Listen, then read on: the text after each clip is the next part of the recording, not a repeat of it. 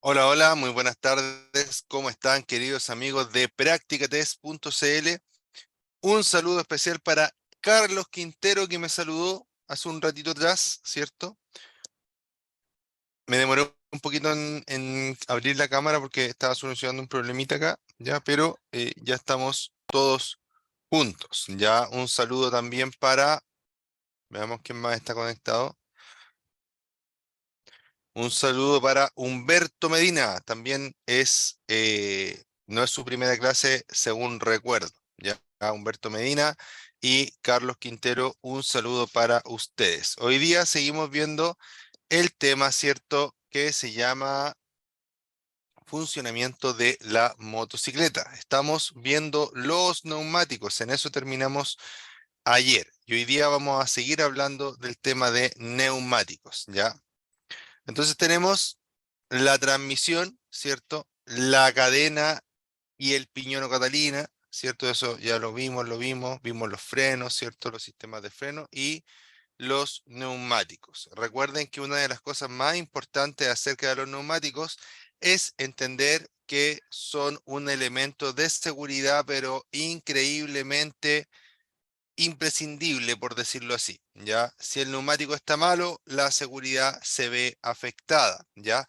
Todos sabemos que andar en moto es peligroso, no aumentemos más los riesgos. Denme un segundito, por favor.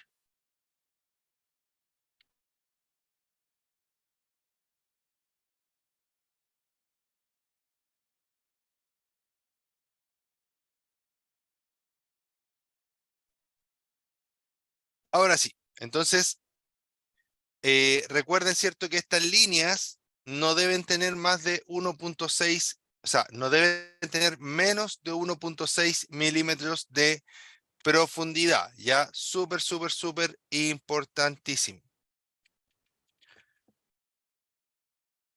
Ayer estuvimos hablando, ¿cierto?, sobre todo lo referente a neumáticos, sin embargo, no alcanzamos a terminar el tema, ¿ya? Dice entonces que mide la presión siempre en frío, ya los neumáticos, obviamente la inmensa mayoría son inflados. Por lo tanto, ¿cierto? Si el neumático es inflado, nosotros tenemos que entender, ¿cierto?, que la presión del neumático es primordial, tanto para la durabilidad del neumático como también, ¿cierto?, para la seguridad que nos va a brindar. Siempre hay recomendaciones del fabricante para la presión de los neumáticos. Es por eso que no deberíamos cambiar la medida del neumático, porque al cambiar la medida ya la recomendación del fabricante no va a servir, porque no estamos utilizando lo que el fabricante nos está pidiendo. En vez, ¿cierto? Como lo dije en el tema del escape también, en vez de cambiar el neumático por uno más ancho atrás, que es lo que normalmente se hace, ¿cierto? Mejor invirtamos esa plata en comprar un neumático de la medida que corresponde, pero de mejores prestaciones o de mejor calidad o de mejor marca, ¿cierto?, que el que tenemos. Ya preocupémonos siempre de que el desgaste de nuestros neumáticos, o sea, de que cuando nuestros neumáticos se desgasten, sea el tiempo de cambiarlos. Ya no los hagamos aguantar más. Si el neumático tiene menos de 1,6 de profundidad en sus surcos, se cambia. Si el neumático tiene cualquier deformidad, como estos globitos que le salen de repente, ¿cierto? Se cambia. Si el neumático le aparecen grietas, se cambia. ¿Ya? ¿Por qué? Porque las grietas son un testigo, ¿cierto?, de que el neumático ya está perdiendo su vida útil, ¿cierto? Y que ya es muy probable, ¿cierto?, que ese neumático no rinda como tiene que rendir, inclusive que se pueda reventar, que se pueda fatigar en cualquier momento mientras nosotros vamos andando. Mucho ojo con eso, de las cosas que causan accidentes. eh, de las cosas que causan accidentes en los vehículos, los neumáticos son una de las que más influyen, ¿cierto?, en que ese accidente pueda ser grave. Un reventón de un neumático es complicadísimo en un auto, imagínense en una moto. Ya, mucho ojo con eso. Recuerden que tenemos solo dos ruedas y si perdemos el control de una de ellas, obviamente va a ser muy complicado. Entonces, después dice medición en frío, dice el neumático debe llevar por lo menos 2 horas sin rodar o menos de 3 kilómetros rodando a velocidad moderada. Y esto a veces es un poco impracticable si es que no tenemos el equipo adecuado, ¿ya? Lo ideal es que por lo menos los motociclistas tengamos un medidor de presión de aire.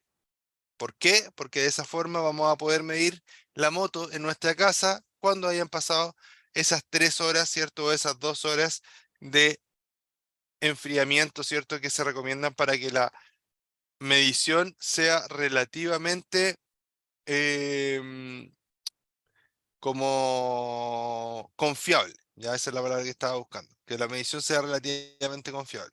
Y otra cosa que podemos adquirir, ¿cierto? Que no es tan caro, es tener un compresor, ya un compresor de estos chiquititos que venden por ahí en las cadenas, ¿cierto? De repuestos de auto. No compren el más barato, ¿ya? Hay unos que valen 40, 50 mil pesos y que les van a servir muchísimo en una casa si es que no quieren comprar, ¿cierto? Un compresor más grande ya de los que se ocupan en los talleres. Hola, buenas tardes, Humberto Medina. Connie, hola, profe, disculpe la tardanza. No te preocupes, Connie, que yo también llegué un poquito tarde hoy día. Ya empezamos unos minutos más tarde, así que te has perdido de muy poquito, ya, no te preocupes. Muchas gracias a todos los que saludan y a todos los que comentan. Muchas gracias. Si escuchan bulla, avísenme por favor, ya si escuchan bulla, si escuchan voces, ruidos, etcétera, avísenme por favor. Medición en frío, ya lo hablamos. Presión. Dice, un neumático sobreinflado desgastará excesivamente la banda de rodadura central y disminuirá su adherencia. Ya un neumático sobreinflado desgastará excesivamente la banda de rodadura central y disminuirá su adherencia. Neumáticos sobreinflados. Los neumáticos sobreinflados sufrirán deformaciones excesivas en respuesta a los esfuerzos aplicados, lo cual puede llevar a una explosión, ¿ya? Si el sobreinflado significa que yo inflé más de la cuenta, ¿ya? Eso yo lo aprendí de la peor forma posible. Yo pensaba que los neumáticos aguantaban, pero toda la presión que le quisiéramos meter, ¿ya?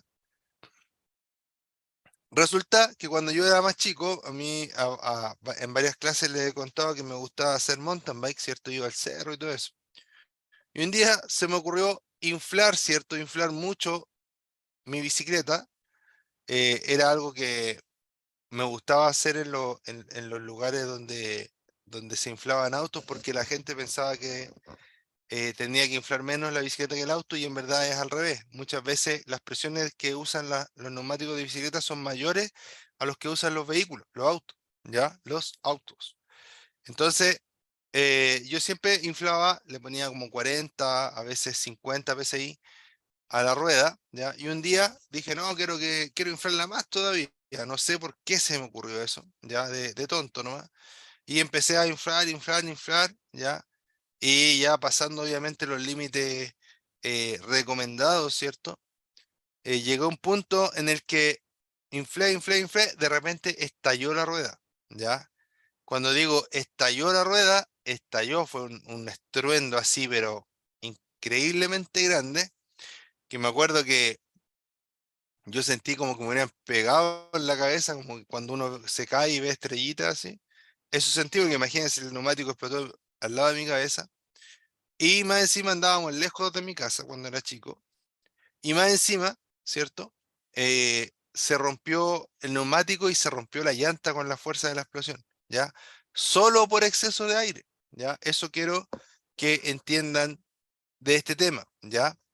Imagínense si yo le pongo al neumático del auto 10 PSI más de lo que son, a lo mejor en el momento no va a pasar nada, pero cuando yo voy andando en el auto, el neumático se somete a esfuerzo y se somete a temperatura, ¿ya? Cuando aumenta la temperatura, aumenta aún más la presión. Por eso es que a veces un vehículo va andando y ¡pa! Se le revienta el neumático, ¿ya? ¿Por qué? Porque es probable que haya estado sobreinflado. Hay gente que le echa nomás, ve que quede duro y listo, ¿ya? Y eso no está bien. Por algo existen medidores de presión de neumáticos y por algo se recomienda una presión específica en cada neumático. Tips importantes, los neumáticos después de que cumplen 5 años empiezan a dar problemas normalmente. Ya va a depender obviamente del uso de cada neumático, pero aunque el neumático esté bueno, cuando ya tiene 5 años es muy probable que se empiece a pinchar más seguido, eh, y que obviamente voy a tener más problemas, ¿ya? Así que si podemos cambiar los neumáticos cuando ya han cumplido 5 años, vamos a estar ahorrando por lo menos tiempo, ¿cierto? En ir a reparar cada uno de los neumáticos que se nos pinchan. Otra cosa importante, como tips personal, para las motos, ¿cierto? Es complicado encontrar una vulcanización que las atienda. No en todas partes las atienden porque hay que tener cuidado con las llantas, porque las máquinas que tienen las vulcanizaciones no son para moto y tienen que hacerlo a mano, ¿ya? Entonces muchas veces vamos a encontrarnos con la sorpresa de que no encontramos una vulca que nos atienda. Sobre todo para las motos que son tubulares, esto quiere decir que no usan cámara, ¿ya? Se puede ver en el neumático que dice tubuless. Existen unos spray que se conectan a la válvula, uno lo echa, ¿cierto? Y esto la, sella la rueda, ¿cierto? Sin necesidad de desmontar. Ya hay algunos que son para llegar a la casa solamente y hay otros que son permanentes. Yo he ocupado varias veces y no he tenido ni siquiera que desarmar la llanta después porque son sprays que son permanentes, ¿ya? Que curan, por decirlo así, el hoyo por donde está saliendo aire, ¿ya? Es importante que siempre andemos con un kit de estos en nuestra mochila, porque si se nos pincha la rueda, los motociclistas no andamos con una rueda de repuesto para poder ponerle a la moto, ya es impracticable. Pero sí existen estas opciones que permiten, ¿cierto?, que podamos arreglar, ¿cierto?, este neumático para poder salir del problema,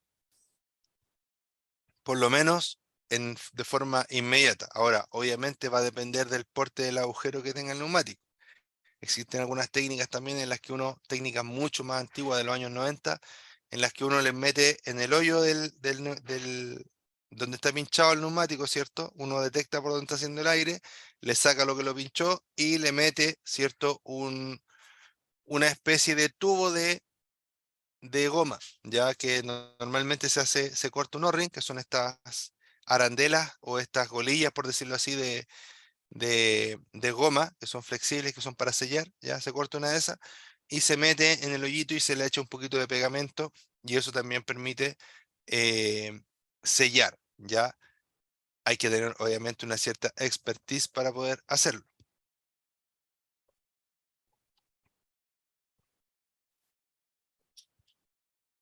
Ya, entonces tenemos neumáticos sobreinflados y después tenemos falta de aire. Recuerden que los neumáticos sobreinflados, ¿cierto? Pueden sufrir deformaciones en respuesta a los esfuerzos aplicados, lo cual puede llevar a una explosión, ¿ya? Súper importante. Eso es con más aire del que debe llevar. Ahora, ¿qué pasa cuando tengo menos aire del que debe llevar? Dice, le será más fácil detectar un neumático subinflado debido a que se manifiesta con la dirección pesada e inestable de la moto. Zigzagueo. Además, se observará un desgaste, ¿cierto? Solo en los extremos de la banda. Además, se observará un desgaste solo en los extremos de la banda. Y aquí tenemos una gráfica que es bastante fácil de entender, ¿cierto? Si yo tengo la presión correcta, tengo el máximo de apoyo contra el suelo, ¿ya? El máximo. Si yo tengo poca presión, estas partes del neumático tienden a ser más duras, ¿cierto? Que la banda de rodadura misma. Por lo tanto, ¿cierto? El neumático tiende a apoyarse, ¿cierto? En estas partes, en los hombros del neumático, por decirlo así. ¿ya? Y voy a tener solo esta parte de contacto, esta parte de contacto. Además de eso, el neumático se va a mover de forma irregular. Y además de eso, ¿cierto? Voy a tener desgaste irregular en estas zonas. Y si tengo mucha presión, el neumático se va a transformar prácticamente en un globo, ¿ya? Y un globo, ustedes saben que si yo apoyo un globo en una mesa, ¿cierto? La superficie de contacto es mínima. Lo mismo pasa con el neumático. Por eso es tan importante, ¿cierto?, que las presiones sean las estrictamente adecuadas, ¿ya?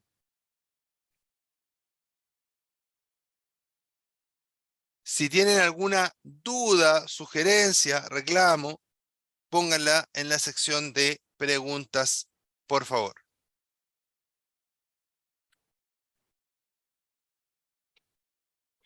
Ya.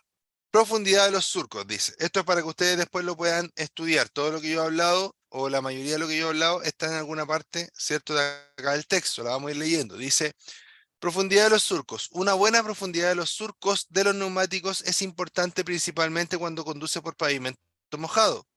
Menor a 1,6 milímetros es situación de peligro. Una profundidad de surco de menos de 1,6 milímetros indica que será necesario un cambio de neumáticos. Con una profundidad bajo los 3 milímetros, ya existe riesgo severo de hidroplaneo.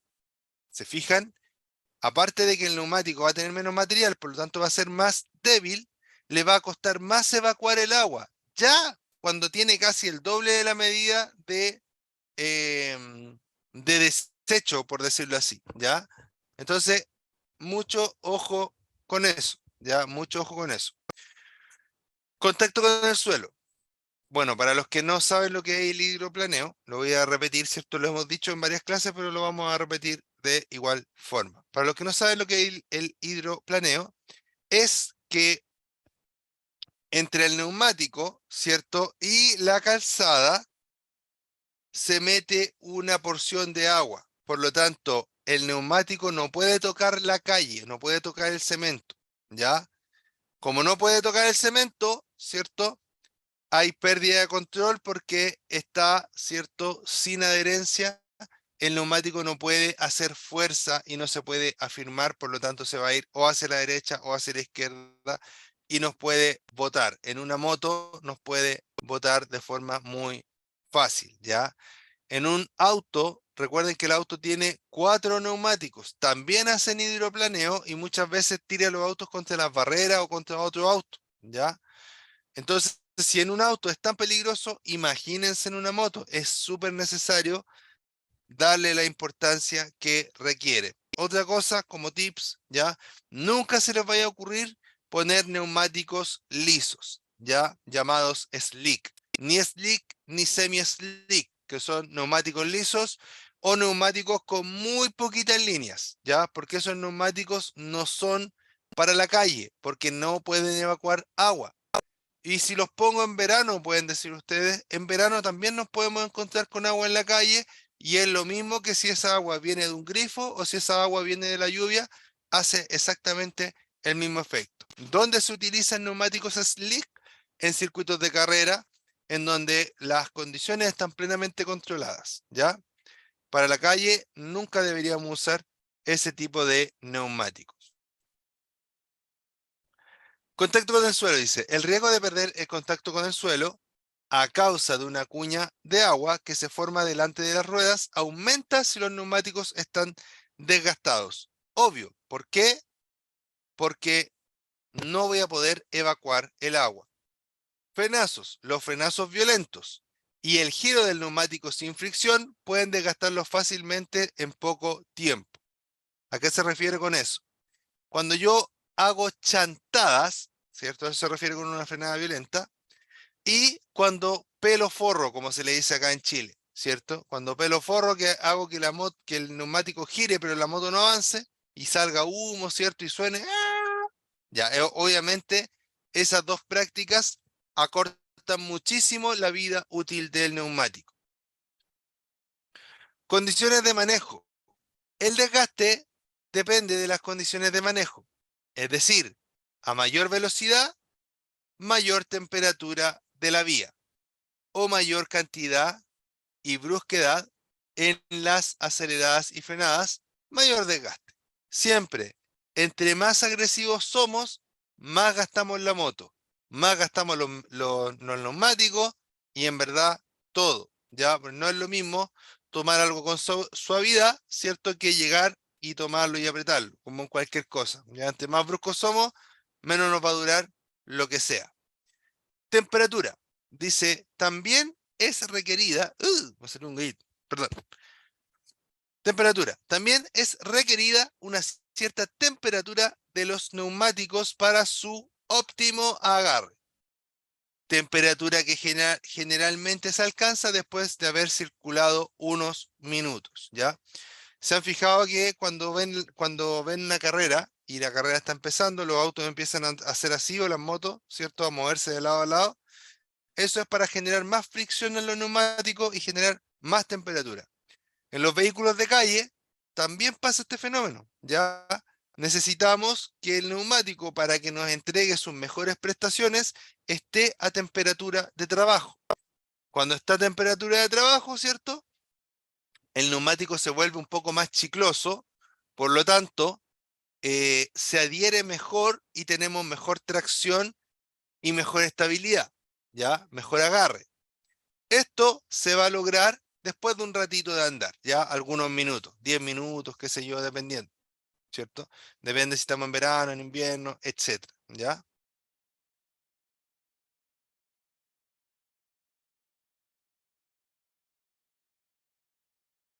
Aquaplaning. Dice, este fenómeno ocurre cuando se forma una película de agua entre el neumático y el asfalto en la presencia de un charco, por ejemplo, provocando una pérdida total, perdón, parcial o total de adherencia y, en definitiva, del control del vehículo.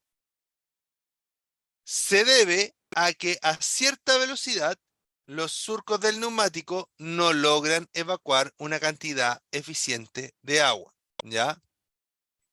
Entonces, ya eso lo hemos hablado un montón. Y ahora nos pasamos al cuadro azul o al cuadro celeste. Recuerden, siempre el cuadro azul o el cuadro celeste trae información importante que puede aparecer directamente en una pregunta del examen municipal. Ya, por lo tanto, a ponerles mucha atención. Dice importante, mientras menor es la profundidad de los surcos, más probabilidades hay de que esto ocurra. En motocicleta, el peligro es mayor que en el automóvil, ya que el aquaplaning en una sola rueda probablemente desestabilizará, se refiere a una rueda de la moto, ¿ya? Probablemente desestabilizará el vehículo provocando la caída de su conductor, ¿ya? Mucho ojo con eso, ya lo habíamos hablado, pero lo reforzamos en nuestro cuadro celeste.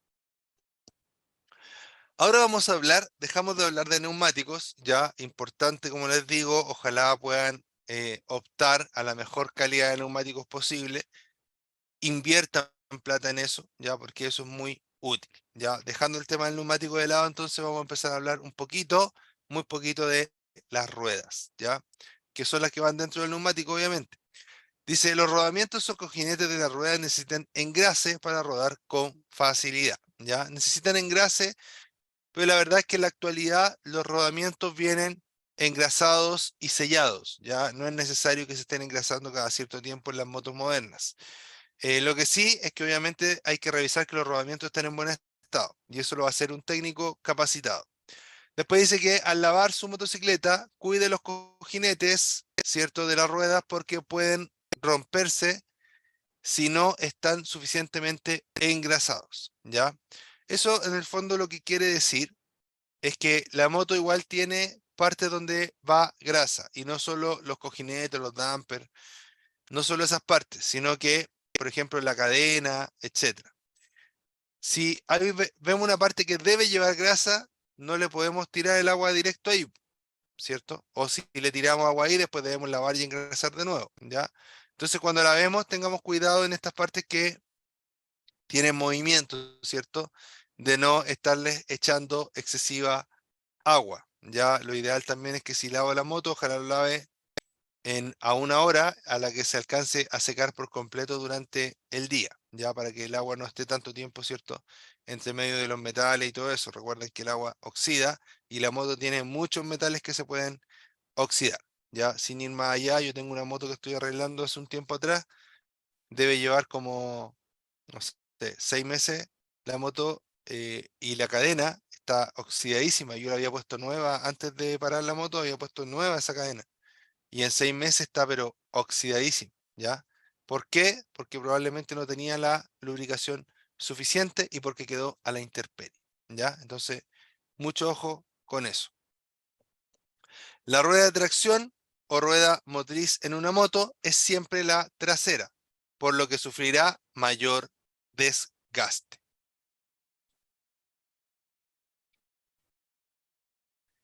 Las luces son importantes porque no solo permiten que usted pueda ver, sino que también porque permiten hacerse visible para el resto de los usuarios de las vías. Hay sistemas que incluyen las luces LED y luces de descarga de gas. Importante, siempre debe mantener encendidas sus luces fijas. Cuando cambie una ampolleta quemada, reemplace por de similares características. La legislación establece para los vehículos motorizados de 2 o 3 ruedas la obligatoriedad de tener las siguientes luces. Parte delantera, un foco que permita proyectar las luces bajas y altas de color blanco o amarillo. Parte trasera, luz roja fija, luz de freno y 2 luces destellantes de viraje, ¿ya? Entonces, volvamos a ver, a analizar este texto que leí acá. Dice, las luces son importantes porque no solo permiten que usted pueda ver, ¿ya? Que es muy importante, pero aún más importante es que a usted lo puedan ver. Por eso es que en las motos modernas las luces se prenden junto con el motor de forma automática. Usted echa a andar el motor y se prende la luz, ¿ya? O le da contacto y se prende la luz, ¿ya? Si usted maneja una moto antigua que no tiene este sistema, yo le recomiendo, ¿cierto?, que lo implemente. ¿Por qué? Porque es un sistema que salva vidas, es un sistema que evita accidentes, ¿ya? Desde el año 2002 en adelante, todas las motocicletas de fábrica deberían tener este funcionamiento, ¿ya? Todas las motocicletas desde el año 2002 en adelante deberían tener este funcionamiento. Después dice, hay sistemas que incluyen luces LED, ya en la actualidad todas las motos de alta gama, por decirlo así, traen luces LED, ¿ya? Y antiguamente traían luces de descarga de gas que son las que se conocen como xenón, ¿ya? Ahí hay algunas que podemos encontrar quizás todavía con xenón, pero la verdad que en la actualidad lo que la lleva son las luces LED, ¿ya? Entre más bacanes el auto o la moto, ¿cierto? Lo más normal es que traigan completo luces LED. Importante, dice, siempre debe mantener encendidas sus luces fijas.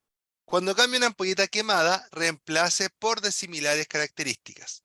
La legislación establece para los vehículos motorizados de 2 o 3 ruedas la obligatoriedad de tener las siguientes luces, ¿ya? Quiero explicar, ¿cierto?, la parte de la ampolleta quemada, ¿ya? Bueno, siempre debe mantener las luces encendidas, siempre debe mantener encendidas sus luces fijas, eso es obvio, ya lo expliqué, ya con el tema de la ley y todo eso.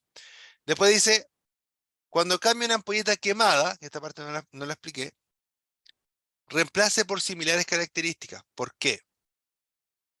Las ampolletas, a veces de la misma forma, exactamente iguales por fuera, pueden tener distintas capacidades. Por ejemplo, una de 5 watts y una de 10 watts. ¿Cuál creen ustedes que calienta más? Obviamente la de 10 watts. Me pasó, esto lo descubrí de la peor forma posible, ¿ya? Tenía yo hace unos años atrás una moto que era una Yamaha TTR 250, ya la que lamentablemente me robaron. En esa moto, cuando yo la compré, obviamente era una moto año 98, yo la compré por ahí por el 2015, 2014, por ahí, ¿ya? Esa moto, ¿cierto? Tenía un foquito atrás y estaba re feo el foco y estaba apagada la luz más encima, ¿ya? Bueno, le cambié el foquito, ¿cierto? Le puse un foquito nuevo y le cambié la ampolleta. Pero, por ejemplo, la ampolleta que tenía era de 5 watts y yo le puse una ampolleta de 10 watts. ¿Qué pasó con eso? Bueno, lo que pasó fue que después de unos días que anduve en la moto, miré el foco y el foco estaba así todo derretido, ¿ya? ¿Por qué? Porque le puse una ampolleta que alumbraba súper bien hacia atrás, era para la luz de freno y posición, ¿cierto? Era una ampolleta de doble contacto, pero con la luz de posición, ¿cierto? Que se mantenía prendida todo el rato, se empezó a churrascar el foco. ¿Por qué? Porque yo le había puesto una ampolleta que no era, ¿ya? Le puse una ampolleta para empezar de globo grande y la original de la moto era de globo chico, y le puse una ampolleta de, por ejemplo, de 10 watts y la moto usaba de 5 watts. Y por eso dañé la moto, dañé esta parte nueva que yo había comprado, entonces mucho ojo con eso, ¿ya? No hay que jugar tanto eh, con las cosas que uno puede cambiar, entre comillas, de la moto, fijarse bien en que lo que estemos cambiando sea lo que corresponda según el manual, ¿ya? Ahora existen los foros, existen los grupos de Facebook, de WhatsApp, en la que uno puede ir consultando qué cosas se pueden hacer y qué cosas no, ¿ya? Entonces, ojo con ello, ojalá que siempre sea de las mismas características de la ampolleta que tú estás cambiando. Dice, la legislación establece para los vehículos motorizados de 2 o 3 ruedas la obligatoriedad de tener las siguientes luces. Ya miren, en la parte delantera, miren lo que tiene que tener. Un foco que permita proyectar las luces bajas y altas de color amarillo o blanco. Eso es todo, ya, para la parte delantera. Un foco que permita proyectar las luces bajas y altas de color blanco o amarillo, no otro color, no azul, no celeste, no morado, no, no.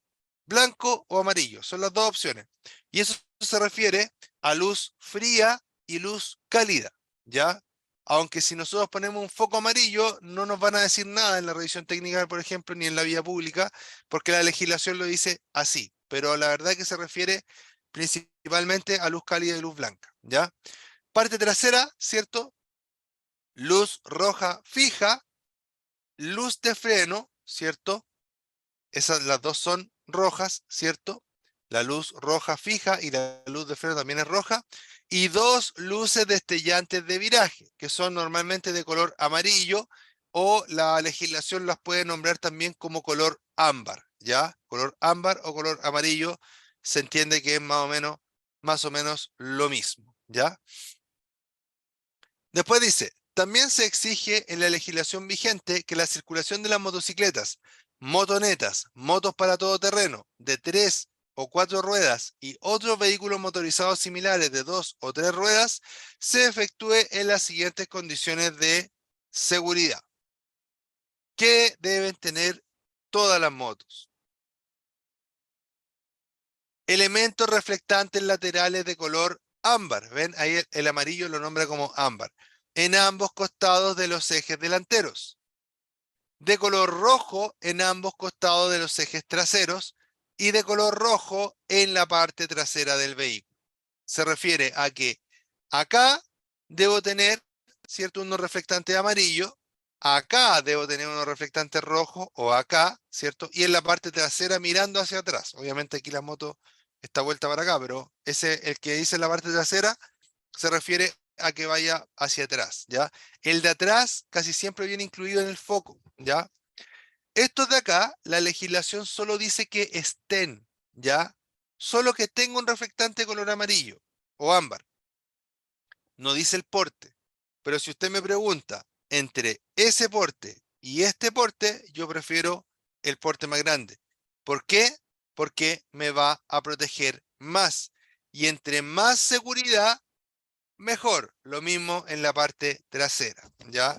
De repente uno puede, si no le gusta como tanto el tema de los reflectantes, de repente puede buscar algún reflectante que sea más bonito, que tenga otra forma, que tenga otra figura, no sé, ¿ya? Pero tratar siempre de equipar nuestra moto con lo que es reglamentario y ojalá más, ¿ya? Muchas veces criticamos a los motocompitas, ¿cierto? Que le ponen muchas luces a su moto de color, no sé, azul, verde, morado, ¿cierto? Y le ponen adorno, parece árbol de Pascua a la moto, y nosotros decimos, oh, qué fea la moto, pero en verdad ese tipo de práctica en la moto a veces inclusive ayuda a que te veas más, ¿ya? Y si te ves más, te atropellan menos, te chocan menos, ¿ya? Súper, súper fácil ese concepto. Si me veo más, me aplastan menos. Si me veo más, me chocan menos. Si me veo más, me atropellan menos. Súper importante, ¿ya? Importante dice, los vehículos cuya solicitud de inscripción en el Registro Nacional de Vehículos Motorizados se haya realizado o se realice con posterioridad al 1 de septiembre de 2001 deben contar con un sistema que encienda automáticamente y mantenga encendido el foco delantero una vez que el motor sea puesto en marcha. ¿Por qué? Porque de cada 5 accidentes que hay entre auto y moto, en 4 de ellos el conductor dice que no vio la moto, ¿ya?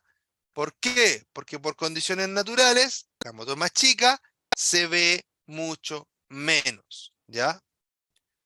Pasemos a hablar un poquito de los espejos ahora. Dice, otro elemento de seguridad con el que deben contar las motocicletas son los espejos. Estos permiten tener una clara visual sobre el tránsito, que se desplaza tanto detrás como por los costados del vehículo.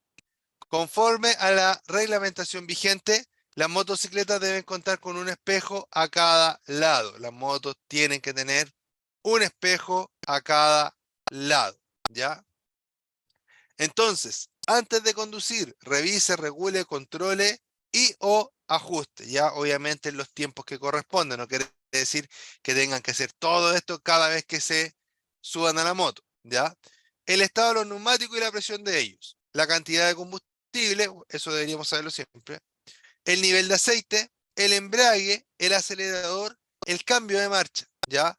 Los frenos y el regulador de los mismos, la cadena o el cardán, las luces especialmente de freno e intermitentes, en realidad todas las luces tienen que funcionar bien siempre, ¿ya? Los espejos retrovisores, que el soporte de estacionamiento esté alzado, eso siempre, ¿ya?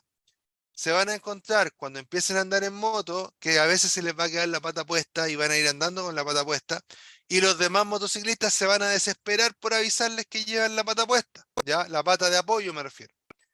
¿Y por qué? Porque si ustedes llevan la pata estirada, en donde se apoya la moto hacia un lado para que no se caiga cuando la dejamos estacionada, van doblando, la pata se va a enganchar en el cemento y ustedes se van a pegar. ¡Qué accidente! ¿Ya? Solamente por ese detalle. Así que hay que acostumbrarse siempre a mirar, si no estoy seguro, volver a mirar, que la pata siempre quede retraída cuando se encienda la moto. Tan importante es que las motos modernas también traen un sistema que hace que cuando tú tienes la pata abajo y un cambio puesto, la moto no parta, ¿ya? Para que la moto parta con la pata puesta tiene que estar en neutro. Y si es que yo voy en un cambio y la pata está abajo, ¿cierto? La moto se apaga de forma inmediata, ¿ya? Pero en algunas motos no lo trae y es importante siempre revisar, ¿ya? Tenemos, ¿cierto? Los retrovisores, el soporte de estacionamiento, ya, los pedales y las gomas de los mismos. Las gomitas son súper importantes. Una, para el agarre y dos, para no romper los zapatos. Ya, he andado en una moto que no tiene la gomita y no pensé que eran tan importantes y la verdad que el pedal sin la gomita destruye el zapato, pero súper rápido. Así que ojo con eso, aunque sean zapatos de moto. Después, que el motor no emita ruidos anormales. Obviamente, que el tubo de escape no emita humos o ruidos anormales también. También es conveniente que periódicamente haga revisar por un técnico lo siguiente. Ya, obviamente, esto con cada mantención. El cojinete de la dirección, que es el rodamiento que permite que la dirección gire hacia derecha o hacia izquierda. los rayos y cojinetes de las ruedas y las llantas, además de la suspensión, ¿ya? Queridos alumnos, ¿ya? Eso ha sido por hoy, ¿ya? Eso ha sido por hoy. Vamos a hablar hoy día, o sea, vamos a hablar lo último acerca de estas leyes físicas, ¿cierto? Las vamos a leer para que después ustedes las revisen y con eso terminamos esta unidad y mañana empezamos una unidad nueva. Dice que la energía y las leyes físicas, aumento de velocidad, dice al aumentar la velocidad al doble, miren, al aumentar la velocidad al doble, la energía del movimiento aumenta 4 veces, ¿ya? Lo que hay que tener presente, por ejemplo, al acercarse a una curva, esto memorícenselo, ¿por qué? Porque les va a permitir calcular, ¿cierto? Lo que les preguntan en la prueba, ¿ya? Reduzca la velocidad con tiempo antes de una curva y acelere suavemente a la salida de la misma. Las curvas siempre se pasan acelerando, pero acelerando muy suave después de haber frenado todo lo necesario. Fuerza centrífuga. La magnitud de la fuerza centrífuga o fuerza lateral que en una curva tiende a sacar al vehículo de la carretera dependerá directamente de la velocidad y de lo cerrada que sea la curva, ¿ya? Ojo, esto es una pregunta de prueba. La fuerza centrífuga aumenta con la velocidad y con lo cerrada de la curva. Entre más cerrada es la curva, más aumenta la fuerza centrífuga. Entre más velocidad, más aumenta la fuerza centrífuga. Y luego, distancia de frenado. La distancia de frenado crece con el cuadrado del aumento de la velocidad. Así, si usted duplica la velocidad,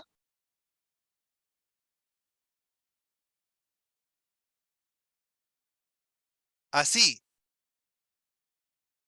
ay, me perdí, perdón.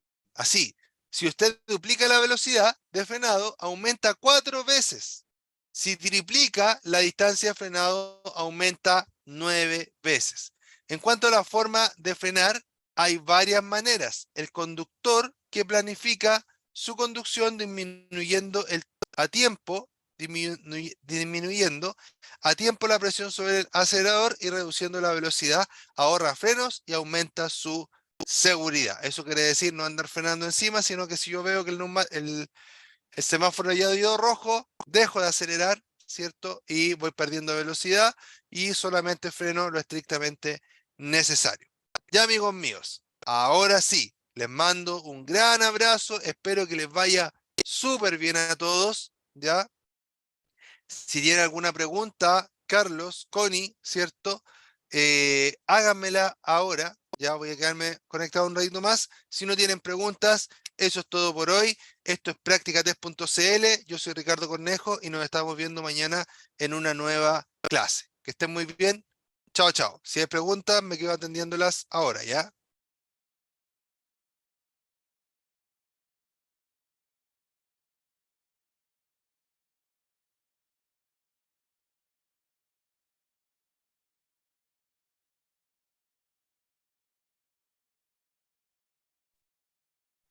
No te entiendo, Carlos Quinteros, a qué va tu pregunta. Explícame un poquito más si gustas.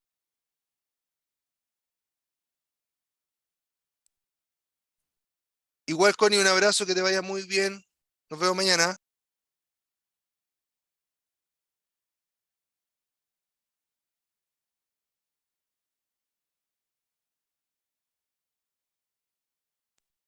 Ah, no, Carlos. No, no, no. La verdad que esta información que nosotros estamos viendo está relacionada con el manual, pero no sé exactamente a qué página corresponde o en qué página van los demás cursos, ¿ya? No lo sé. Podrías preguntarlo por nuestras redes, ¿ya? Así te lo pueden responder los chiquillos que están más como acorde con toda la plataforma. Ya yo me preocupo solo de la clase de clase C.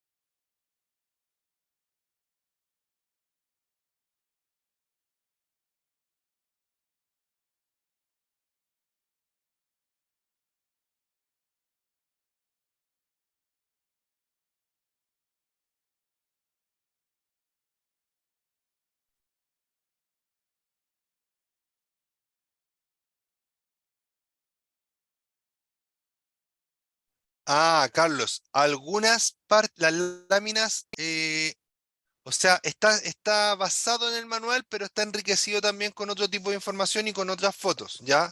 No tiene que ver directamente con el manual, ni nos vamos guiando así estrictamente, capítulo uno, capítulo 2, así del manual, pero sí está todo basado, por decirlo así, en el manual, ya de una u otra forma, ¿ya?